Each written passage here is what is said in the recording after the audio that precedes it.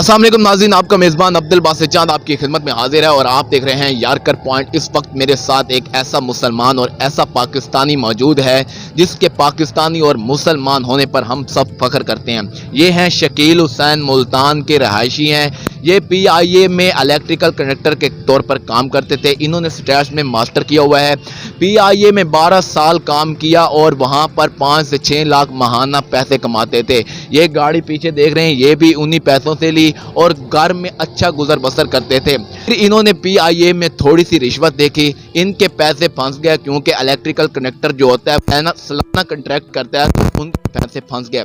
Company ने इनके पैसे रख लिए और इनको लेने के लिए, इनको पैसे हासिल करने के लिए रिश्वत देनी पड़ती थी। तो इन्होंने हजूर अकरम सल्लल्लाहु अलैहि वसल्लम की एक हदीस जिसमें आके दो जहां सरवर कायनात ने फरमाया कि रिश्वत लेने वाला और रिश्वत देने वाला दोनों जहन्नमी है, उस पर अमल करते हुए आशिक रसूल का सबूत देते हुए उन्होंने ना सिर्फ रिश्वत दी और ना ली बल्कि PIA को ही खैर बात कह दिया। हालांकि इन्होंने PIA में एक मुश्ताक एंड कंपनी के नाम से एक कंपनी बना ली थी। इनका 5 से 6 लाख का जो माहाना आमदनी थी वो 10 लाख तक बढ़ गई थी। इनसे बात करते हैं कि इतना पैसा, हालांकि आपने रिश्वत दी भी नहीं थी और सिर्फ आपसे लेने के लिए उन्होंने दरख्वास्त की थी, तो आपने सिर्फ रिश्वत देखी तो क्यों छोड़ा? अच्छा अंकल, ये बताएं कि आपकी मोटिवेशनल स्टोरी है, तो ये बताएं कि आपने रिश्वत देखी थी सिर्फ, तो आपने दी भी नहीं थी क्योंकि आका दो जहान ने फरमाया था कि रिश्वत लेने वाला और देने वाला दोनों जहन्नमी है, तो आपने सिर्फ देखी थी तो क्यों छोड़ा? इतनी आमदनी आ रही थी। PIA के अंदर अफसरान की तब्दीली होती रहती है और वहाँ उस वक्त ऐसे अफसरान आ गए थे जो कदम कदम पे रिश्वत का तकाजा कर रहे थे।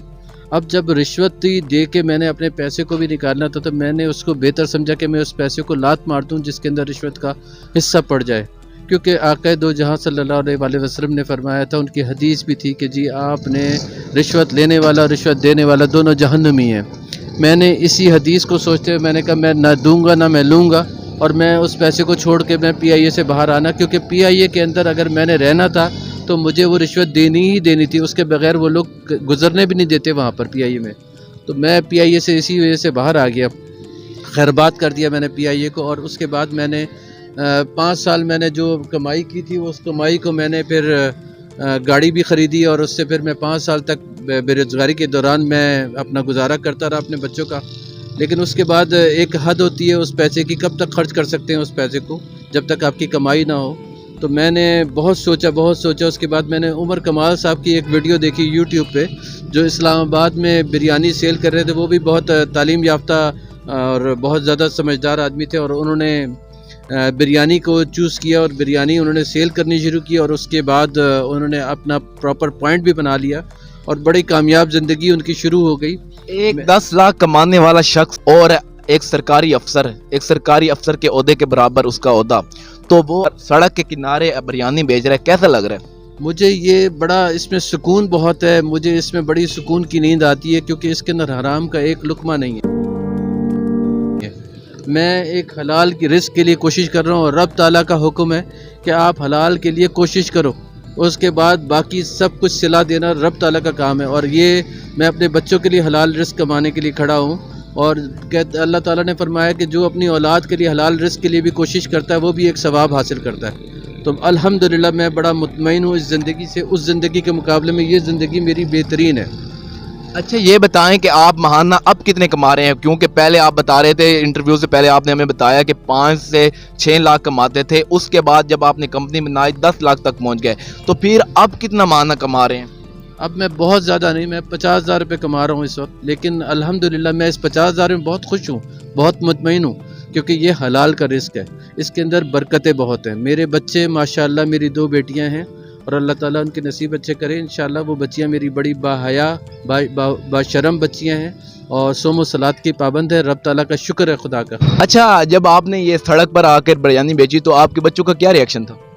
मेरे बच्चे बहुत रोए भी बहुत ज़्यादा कि बाबा आज इतनी बड़ी अच्छी पोस्ट पे और अच्छे AC ऑफिस में बैठने वाले और आज वो मेहनत कर रहे हैं।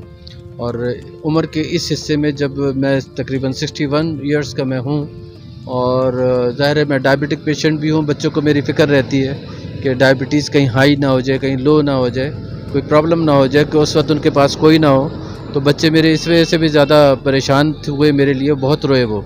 उसके बाद मेरे पास फ़ोन आया बच्चों का कि बाबा हमने आपकी वीडियो देखी जो फेसबुक पे किसी ने डाल दी थी, और उसके अंदर आप बिरयानी को सेल कर रहे थे, और मैं आवाज़ लगा के भी लोगों को अट्रैक्ट कर रहा था अपनी तरफ कि मेरी तरफ देखें। और उसके बाद ये, क्योंकि मुल्तान के अंदर ये ट्रेंडिंग नहीं है कि लोग गाड़ी के अंदर सेल करें, तो मैं फ़र्स्ट वन हूँ जो इनिशिएट जिसने किया कि वो गाड़ी के अंदर बिरयानी को सेल कर रहा है। और लोगों को ये अभी इतना इजी नहीं लग रहा, लोग समझ नहीं पा रहे थे कि ये क्या हो रहा है। तो लोग आते हैं, हैरान होते हैं, परेशान होते हैं, फिर मुझे कहते हैं कि जी आप 18-19 लाख की गाड़ी है, उसके अंदर आप बिरयानी सेल कर रहे हैं, तो why not you sell the car and then buy a shop, और shop take shop on rent and then start the business. तो मैं उनको कहता हूँ कि I am doing business, I don't have to sell this car, but this is my shop and I am doing the business in my shop. तो अल्लाह का शुक्र है, अल्हम्दुलिल्लाह, अल्लाह ताला ने रिस्क में बरकत भी दी हुई है। यहाँ जो रिस्क मिल रहा है ये अल्लाह ताला का शुक्र है कि मैं हलाल रिस्क की कोशिश कर रहा हूँ, और हलाल रिस्क के लिए हर पाकिस्तानी को, हर इंसान, हर छोटे बड़े को कोशिश करनी चाहिए। No, don't sit in the house, घर में ना बैठें, निकलें, बाहर निकलें, रोड पे आएँ, कुछ ना कुछ करें जो आपके पास स्किल है। मेरी बीवी ने माशाल्लाह मेरा साथ दिया, कहते हैं मियाँ बीवी गाड़ी के दो पहिए होते हैं। मेरी मिसेस ने मेरी एक तरह से गाड़ी के बराबर का पहिया उसने शामिल हुआ, और उसने बहुत मेहनत करती है, वो सब कुछ वो तैयार करके मुझे देती है, मैं तो सिर्फ सेल करने के लिए आता हूँ। अच्छा, बिरयानी वो बनाती हैं? मेरी मिसेस बिरयानी बनाती हैं और मैं उसको सेल करने के लिए यहाँ आता हूँ। मेरी हिम्मत सिर्फ यहाँ तक की है कि मैं रोड पे खड़ा होकर सेल कर रहा हूँ, लेकिन सारी मेहनत मेरी मिसेस की है, मैं सिर्फ कटिंग में उसकी हेल्प करता हूँ, कटिंग में और बाकी चीज़ों में। अच्छा, आप रोज़ाना कितनी चावल बनाते हैं?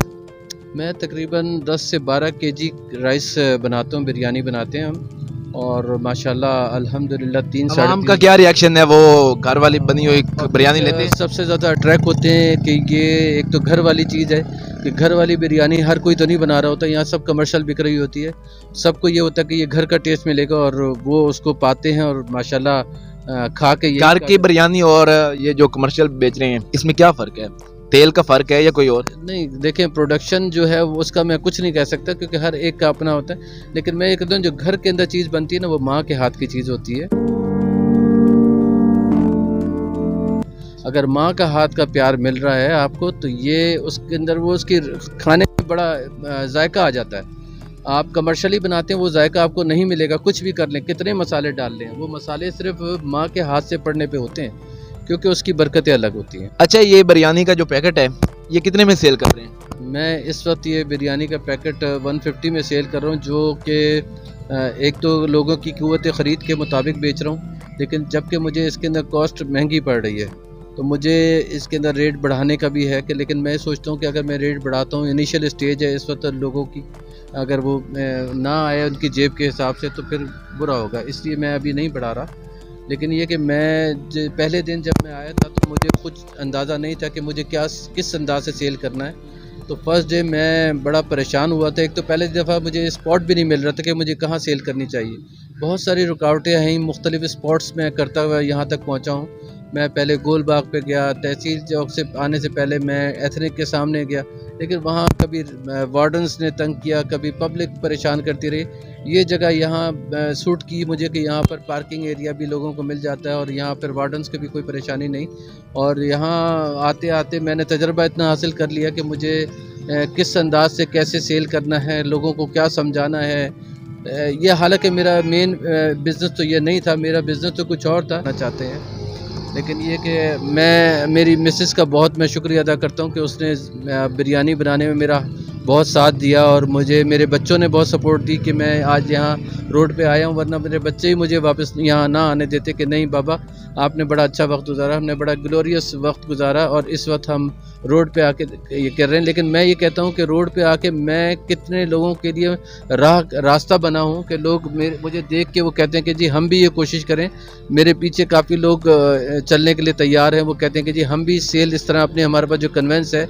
कल एक बुज़ुर्ग मिले, मुझे कहते हैं कि बेटा मैं रिटायर्ड हूँ किसी सरकारी महकमे से और मैं चाहता हूं कि मैं भी कोई ऐसा काम करूं, मेरे पास गाड़ी है लेकिन मेरी हिम्मत नहीं बन रही, लेकिन तुम्हें देख के बेटा मुझे दिल में होता है कि मैं भी ये करूं। मैंने कहा जी आप मुझसे जितनी भी चाहेंगे मैं आपको हेल्प करूंगा, जो मेरा तजर्बा है, मैं चाहता हूँ कि मेरे तजर्बे से वो मुस्तफ़ीद हों, वो लोग जो नए आने वाले हैं, जो करना चाहते हैं। देखें आज दुकानें इतनी महंगी हैं, कौन अफोर्ड कर सकता है। जब से ये कोरोना आया उसके बाद मामलात कारोबारी तौर पे इतने अच्छे नहीं हैं। तो मैं ये समझता हूँ कि हर आदमी को चाहिए कि अपने मकदूर के मुताबिक कोई ना कोई काम करे, जो कन्वेंस उसके पास मौजूद है वो उसी के ज़रिए से कारोबार को शुरू करे। इंशाल्लाह मुल्तान के अंदर ये ट्रेंडिंग हो जाएगी, लोगों में समझ आ रही है कि हाँ ये हो सकता है, ऐसा कर सकते हैं। अच्छा ये बताएं कि ये बिरयानी से जो सिलसिला आपने शुरू किया है ये कहाँ तक जाएगा?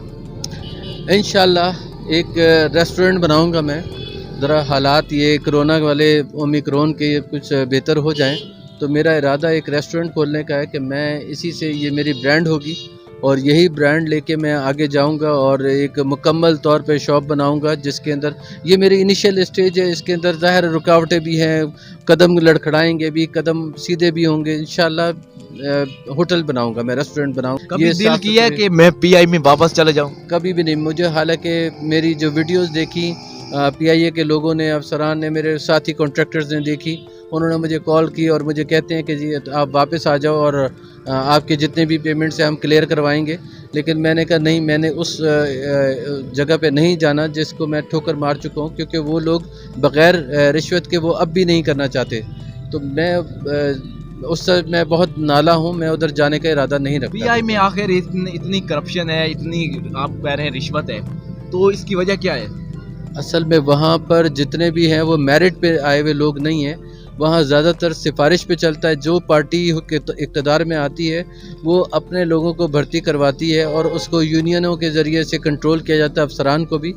और बहुत सारे अफसरान हैं पीआईए के अंदर। वो मैं कराची एयरपोर्ट पे रहा हूँ तो वहाँ सिंध से काफ़ी इंटीरियर से आते हैं इंजीनियर्स, जो लिखना भी नहीं जानते, जो साइन करना सिर्फ आता है उनको, और वो उनको ना पता होता है कि करना क्या, कैसे करना है, सिर्फ उनको ये पता होता है पैसा कैसे कमाना है। वो कॉन्ट्रैक्टर से पूछते हैं कि यार हमें इनकम कहाँ से होगी, अच्छी आमदनी कहाँ से होगी। अच्छा। उनको तनख्वाह से कोई ताल्लुक़ नहीं होता, वो कहते हैं कि जी हमें आमदनी कौन से रास्तों से होगी। अच्छा ये बताएं कि जब पहले दिन आप आए थे तो कितने पैकेट लेके आए थे बिरयानी के, कितने किलो बनाई थी और कितनी बिकी थी? मैं पहले दिन सिर्फ 1 किलो बिरयानी लेके आया था और मेरे पास मेरे ख्याल 6, 7, 8 डिब्बे थे, बॉक्सेस बनाए थे मैंने, और वो बॉक्सेस लेके मैं पूरा दिन खड़ा रहा, लेकिन सेल नहीं हुई थी। मैं यहाँ पर गरीब बच्चे फिर रहे थे, उनको बांट के चला गया था मैं। बच्चे बड़े खुश हुए थे कि जी हमें खाने को मिला, अच्छी चीज़ खाने को मिल गई। सेकंड डे में आया तो मैंने उस दिन भी 50% बनाए थे, मतलब उस दिन भी 10 बनाए थे, 5 मैंने बेचे और 5 में वापस लेके जाने से पहले मैंने कहा इन गरीब बच्चों को दे दूँ। तीसरे दिन मुझे 300 रुपये बचे, बिक गए सारे। अगले दिन, उससे अगले दिन, उससे अगले दिन 400, 500, 600, मतलब पैसे बढ़ते चले गए। और आज अल्हम्दुलिल्लाह कि मैं अच्छी यहाँ से इनकम ले रहा हूँ और ठीक ठाक पैसे अच्छे बच रहे हैं मुझे। अच्छा ये है हकीकी मुसलमान और ये है हकीकी पाकिस्तान। इस तरह का काम अल्लाह ताला हमें भी करने की हदायत दे और तौफीक अता फरमाए। अपने मेज़बान अब्दुल बासित चांद को इजाज़त दीजिए। देखते रहिए यारकर पॉइंट। अल्लाह हाफ़िज़।